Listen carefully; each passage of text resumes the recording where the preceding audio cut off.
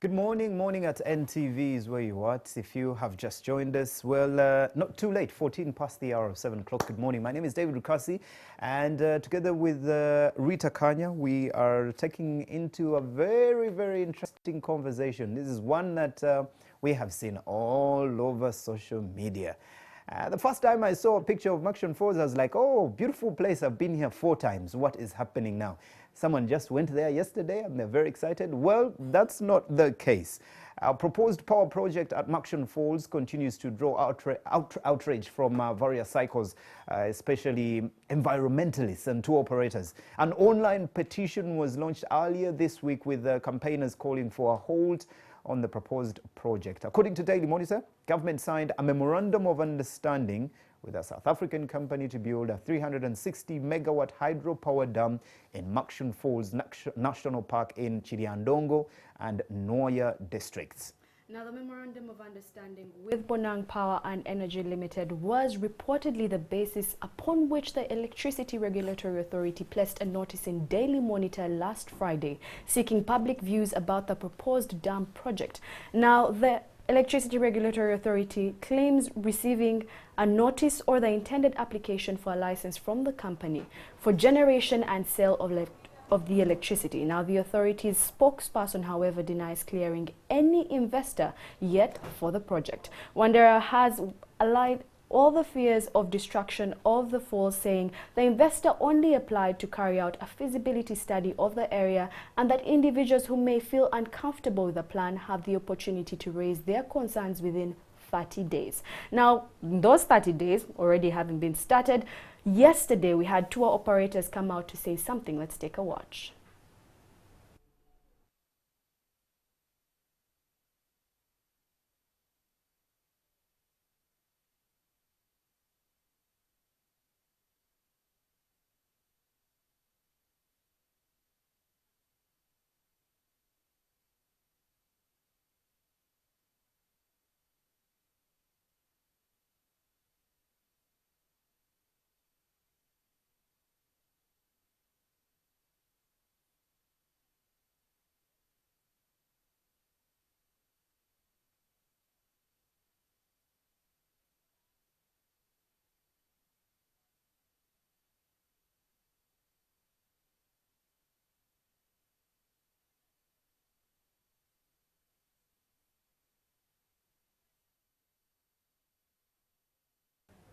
Well, as we get into that, social media has been a place that also a number of people have been able to voice a number of their concerns about this. Now, this tweet came out from a gentleman who seated right next to me. Those of you who have been there know the Murchison Falls are a national asset, not Wekesas or any other tour operators. The government collects all the revenue, and if you haven't been there, please go. And if you don't have to go with my company, he said. Now, I'm seated next to the executive director of the Great Lakes Safaris, and that is Mr. Amos Wekesa. Welcome to Morning at NTV. Thank you for giving me the opportunity. You have been very vocal about this, and yes, a number of people have, and for every Ugandan, this conversation seems to be one that they're having, wondering how is this possible? Now, for you, you tapped into tourism, yes, as a business. Yes. But it's past being a business. Yes, it's a passion. I joined tourism, I think, by mistake. And joining tourism by mistake, and first I joined tourism partly because I wanted to survive. Then it reached a stage where you can only eat a certain amount of food, you can drive one car at a time, you can sleep on one bed at a time. But then I thought, okay, this knowledge must come out. Everybody must know how we can benefit from the tourism industry. And the tourism industry has been extremely very critical in the survival of very many lives in this country. The challenge, however, is that tourism is fairly new subject, even when many people are embracing it. And I'm just very thankful that I think today, if you went to the registration bureau, you'll find that I think there are more tour companies. Tour companies are the biggest businesses being registered today. Compared to any other business, I think, in this country. And we're seeing more young people, educated people coming in the industry, and we're seeing the young people now taking up these tours to the national parks, becoming guides, doing crafts, making T-shirts. You can see, I mean, like there's the lady who does this on Ondaba T-shirts. She sells maybe probably 200 T-shirts to each tour company, quite a number of tour companies. She's done, it's providing opportunities for so many people. The other thing that is clear that is happening is that our resources are going up. I mean, in terms of trying to balance the deficit, the trade imbalance that Uganda has, we're eating. We're getting more, we're spending more on the international market and getting very little. In fact, I think the deficit is about $2.5 billion.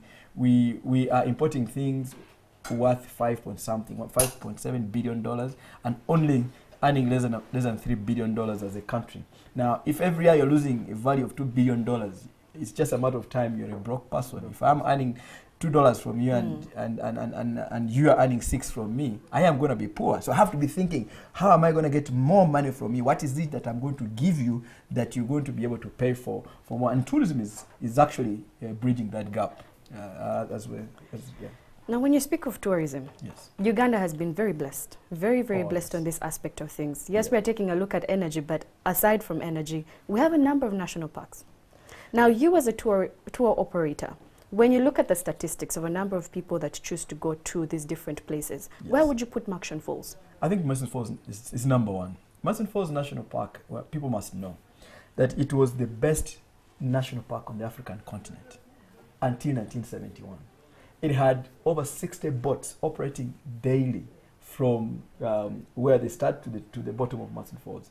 Murchison Falls National Park, of course, is far more superior to national parks like Masai Mara, for example. Masai Mara is a game reserve in Kenya that has 5,000 rooms for you to just know. 5,000 rooms, it means they're accommodating. They make at least over $400 million from Masai Mara alone. But if you look at the value of Murchison Falls compared to Masai Mara, if you go to Masai Mara, I was a tour guide in East Africa, so I know. I used to do it for many years. You go to Masai Mara, you do a game drive in the morning, game drive in the evening, game drive in, the next day game drive. The only alternative thing that you can do in Masai Mara is go to visit the Masai villages and enjoy the opportunities. But if you went to Murchison Falls National Park, you can do a game drive in the morning. Beautiful. You do a boat trip to the bottom of the falls. Yes. Then you can also do the hike to the top of the falls. Yes. You can see the chimpanzees in Budongo. You can also go to the Royal Mile. You can finish 5 days and you're getting something new. Something different every single day. Absolutely. But also the environment is green, is nice. When I was a tour guide, if I wanted my tourists to be very angry with me, I would start my trip from Uganda, go to Kenya, and go to Tanzania. Why? Uganda was green, water bodies. Ugandans are friendly. You would reach a place like Kisumu, you go to Ahero's, Kisii, and the tourist starts asking, Ugandans dress better than Kenyans. Ugandans speak better than Kenyans. That's where it used to be. Yeah. Then you go to Kilgoris, towards Masai Mara. It is so dry, tourists start saying, but why are these people surviving? It's a desert, isn't it? By the time you reach Dar and you take them to the airport for them to fly out, they're angry. Now, then I started saying, okay, I think tourists must start from Tanzania. It's drier, they enjoy that without, and then they end up with a highlight called Uganda. No, but for us, Ugandans, of course, we're not exposed. We studied about the prairies, we studied about the rainlands. We didn't study about our own country, so we don't actually appreciate this thing. I would have never appreciated this if I had never been a tour guide. When I used to see tourists coming to Uganda, I take them to the airport and they're like, how can you have such a beautiful country and yet people are poor? People could not imagine it. Yeah. Anyway, okay, thank you. Before we go any further with this conversation, let's take a look at the story that we wanted to share with you a little bit earlier on, and then when we get back, we'll get more into it.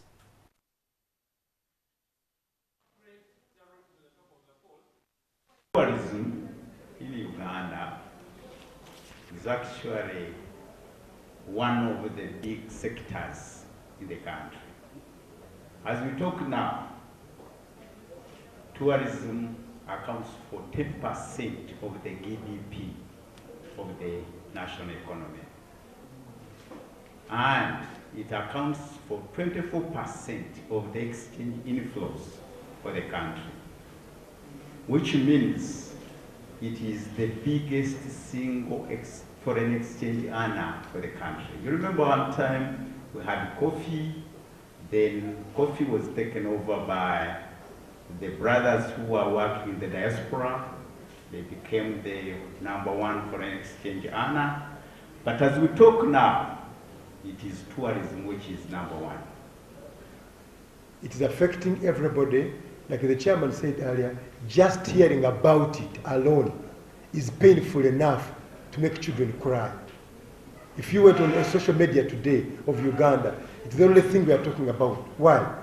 Because people some of the government workers do not have any feeling of tourism. They do not know what it means for a tourist to come to Uganda.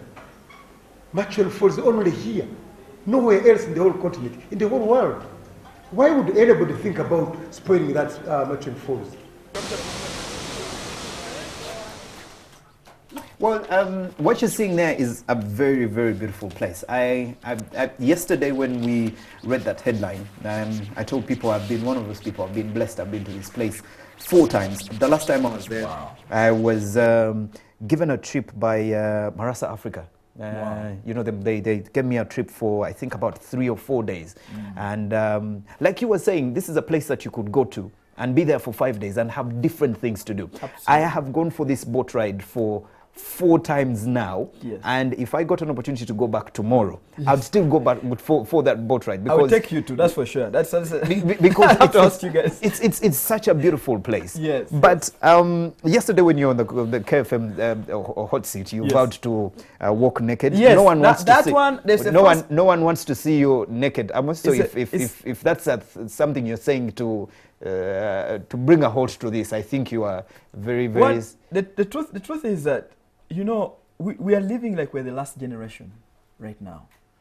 You look at how many waterfalls we have destroyed. Look at how many forests we're destroying. Look at how many swamps we're destroying. And yet, the same people destroying are producing 1 million children every year. And they are not understanding that if our ancestors, our great-grandparents, if they had not destroyed these places, we would be in a much worse situation. They kept these forests. In fact, the last night I was thinking to myself, why should we even be calling Murchison Falls National Park Murchison Falls? If you go and read about Budongo, Budongo was conserved by the Kabalega. It's extreme. If you go and read the history, it was his hunting ground. He made sure that no one cut the trees from that forest. That Kabalega was one of the pillars that made that Budongo and Murchison Falls National Park actually be where it is today. I think we should start a ceremony now, which goes back to rename our places. Murchison Falls National Park should go back to Kabalega National Park. Lake Victoria should go back to Narubali. Jinja, the Nile should go back to, and then let's invite BBC, CNN, and tell them, you know what, we're renaming these things. I think we're so colonized that we're not even questioning, and that's why you see people putting on wigs in courts, and you know, we need to get out of that. Because just recently we had Heroes Day, and on social media you saw people complaining about all these streets that are named Sir something, Sir something, Sir something, and you bring that again. But I had a conversation yesterday with a couple of people that are quite passionate about tourism in this country, yeah. And there's a question that came up, and I thought, well, maybe now that we have you here, yeah, we should put this across to you. We know you're very good with figures, and especially when it comes to tourism in this country. How much money are we getting through tourism in Murchison Falls? And of course, now, because why they ask that, people would say, well, look here, if we bring a dam to Murchison Falls, we are going to generate this power, and we're going to sell it maybe to DRC Congo, we're going to sell it to Rwanda, we're going to sell it to all these neighboring countries, we're going to have more power for the country, which means companies are going to have more power, they're going to be able to produce more. So what you're fighting for is not worth in shillings when it comes to income to what we are trying to put on the table here. And it's because we do not understand that tourism today, tourism is no longer a stuff for the luxury people. Traveling has become a lifestyle across the world. Today, it's the fastest growing business in the world. No one should lie like that to you. But also, we should know that it's not just about Murchison Falls National Park. I will be traveling to Germany to do marketing, for example, soon, in a few days. When I go to Germany and I convince a tour company, and he gives me a client who pays $10,000, that money, as a tour operator, I am only entitled to about 3%. Because from the time the guy arrives at the airport, they are paying landing fee. He's paying visa $50. A car goes to pick that client from the airport. It has a driver, it has a mechanic, it has a petrol station. These are all employing people. The guy goes to a hotel. It comes to Serena, for example. He pays Serena. You imagine how many onion suppliers are supplying Serena. How many tomato suppliers are supplying tomato. You don't understand, that picture is bigger. The guy goes to the craft center, buys. This one empowers somebody. This person goes and uses airtime. The circle goes on. And I was telling the other day some of the newspapers and saying, guys, if you put negative headlines, you are actually killing yourself. Every day we have tourists as a company. Out of every 10 tourists, 3 buy newspapers. Now, if we had 4 million tourists at the airport, this newspaper business would still continue to grow because people want to be aware of. But because when the media is partly responsible for where we are now, in terms of trying to bring, generally speaking, to bring the country down by always flashing out what is not good about us, we're not able to do business as a country. Now that person drives to drives to Murchison Falls National Park, along the way spending money, the driver is earning, like I'm giving you. Buying some maize on the way. Then you have the world best cassava. You know where it is? Kafu. Kafu. If you have never stopped and eaten kafu, there's nowhere in the world that you have. Maybe Sessa Island has a bit of cassava that comes closer. Yes. Now, every tourist that enters Murchison Falls National Park, foreigner, will leave up to 500,000 shillings per entry. You pay $40 per person per night. You multiply that by 2 nights. You pay for a boat, $25 to $35. You pay for a guide, a ranger, $20. When you put that money together, you have not even put accommodation. This is direct to government. Then you have that fee climbing from the bottom of the falls to the top. Yes. And let me tell you, from the bottom of the falls to the top of the falls, I am well traveled. I've been to every part of the world, I think, personally. I've been hiking in the Grand Canyon, I've gone to Yosemite, Sequoia, I have been skiing in France, I have done all those kind of things. But my favorite walk is between that trekking from the bottom up to the top of the falls. You can never compare that. And I remember one time CNN was doing my life story, and I told them, you can only do my life story if I'm in Murchison Falls National Park, because it's my favorite national park. But my favorite spot in Murchison Falls is actually Murchison. That trek from bottom to the top. I was telling Rita here yesterday that when they asked Ira to explain, they said, well, look here, there's this company that we're just doing a feasibility, whatever they are trying to do. And I was telling Rita, look here, you are a woman. If I wake up in the morning and I say, you know, Rita, I want to come by your home.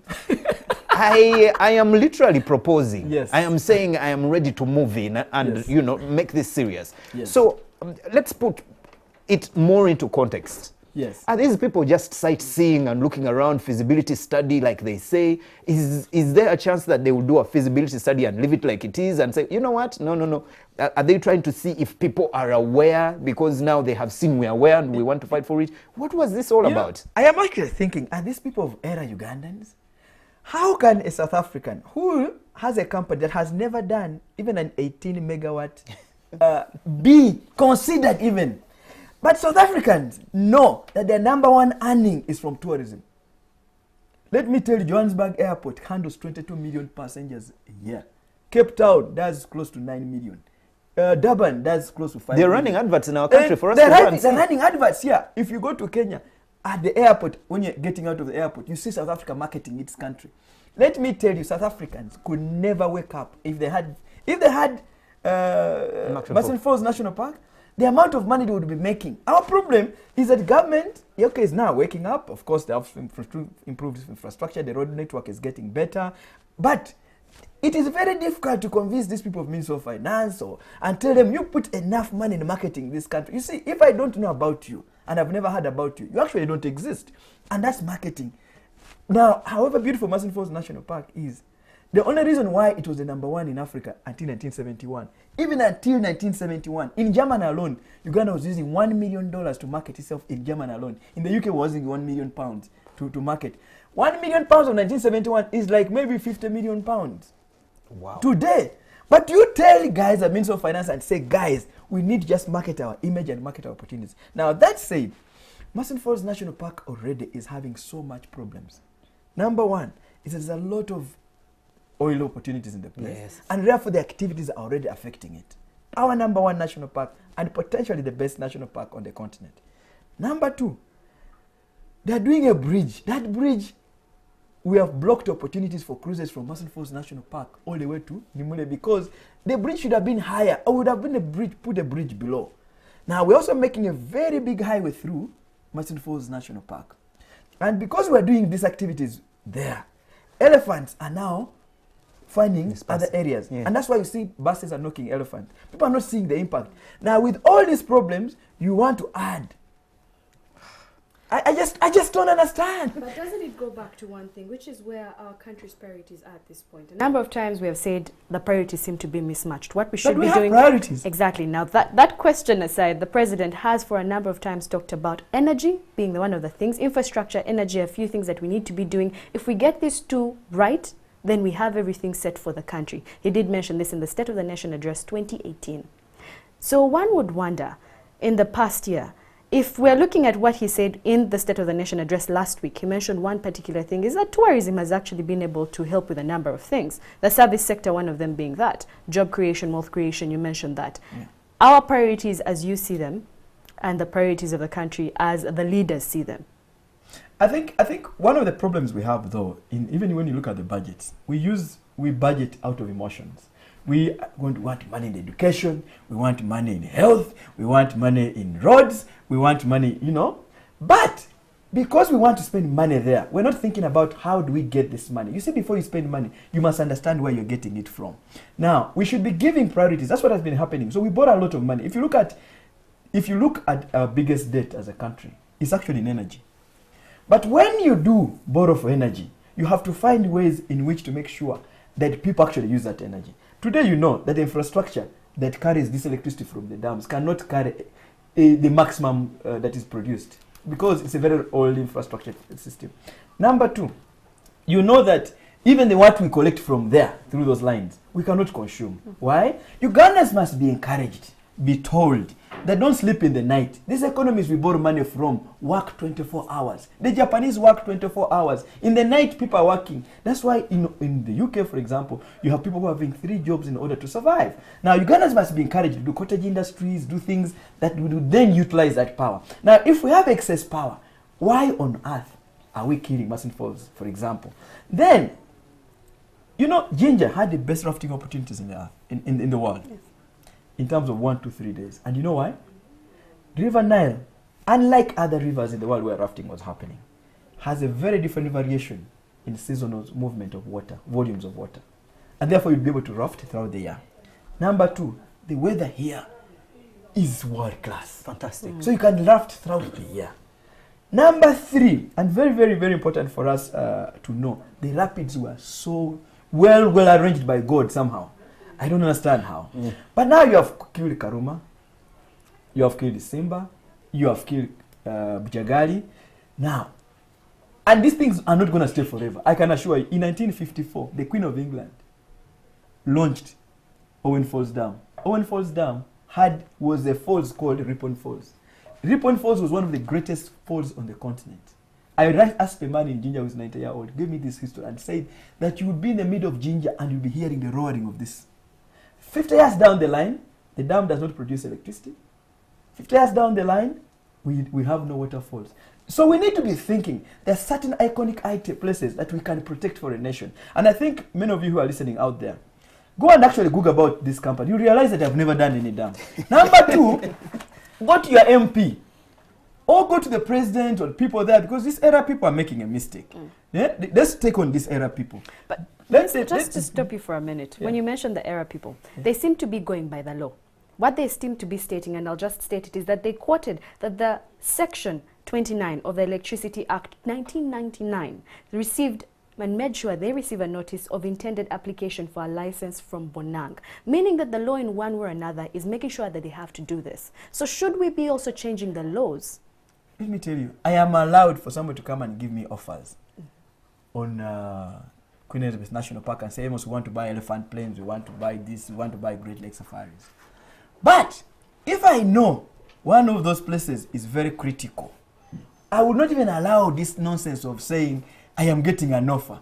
How do you even allow to get an offer of Murchison Falls? Let me tell you, you look at Zimbabweans and Zambians, even when they've had problems, no Zimbabwean will ever wake up. No Zambian will ever wake up and say, let's destroy Victoria Falls. No Canadian will ever wake up and say, let's destroy Niagara Falls. I have been there. For you to be on the room on the front that sees Niagara Falls is a minimum of $1,000 a night. Minimum. Now, how much are we charging here? Now, Murchison Falls, let me give you this about these falls. Murchison Falls National Park is the whole of the Nile. Murchison Falls. It's the whole of the Nile struggling to pass 36 meters. falling 32 meters.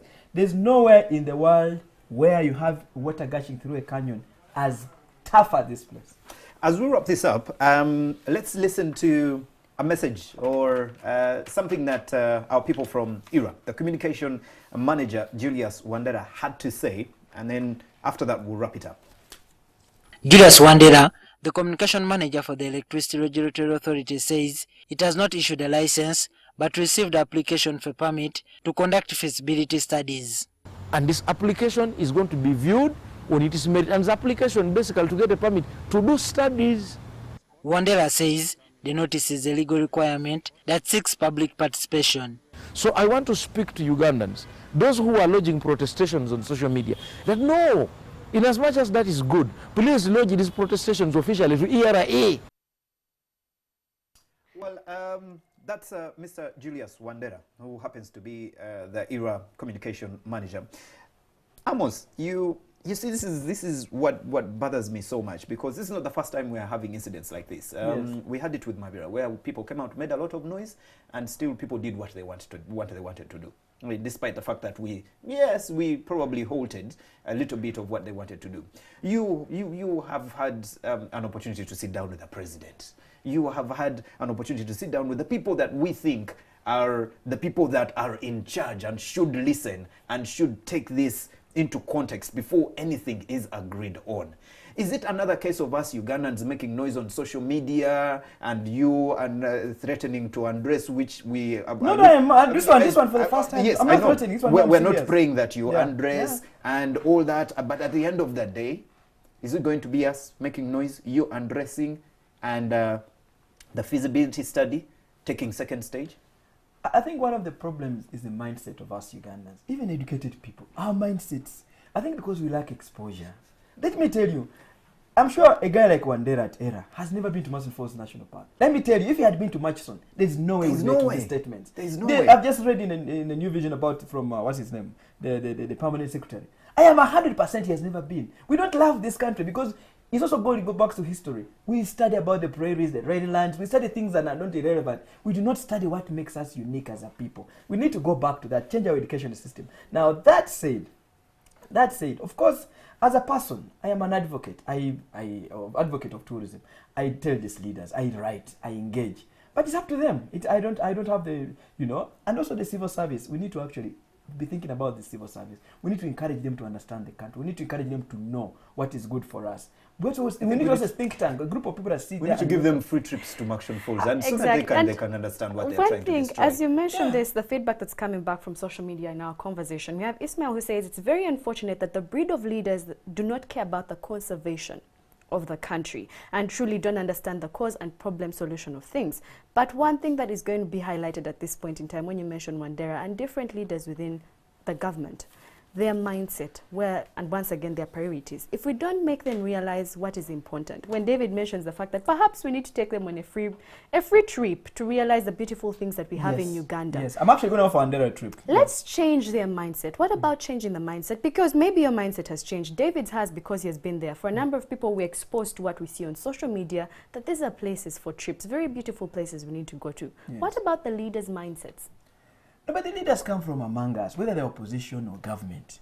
If we do not take time and create, the world over, if you go to the UK, if you go to the US, most of the leaders come from Ivy League universities. You create institutions that produce leaders with a certain level of thinking. But today, anybody here in Uganda can become a leader, and yet we're going to be competing with the world. You have to create a group of people, a critical mass of people that have exposure, that understand how the world is working for you to succeed. But if you do not have that target in your mind, you just keep moving in circles. Guys come and talk, and they move on. And in all circles. So we need to first work with our education system, create a few of the nice schools and make sure these schools can produce people who are thinkers, people who can go and compete on the world stage. Because for us, we're talking as though we have to compete with each other. No, the world is earning from us.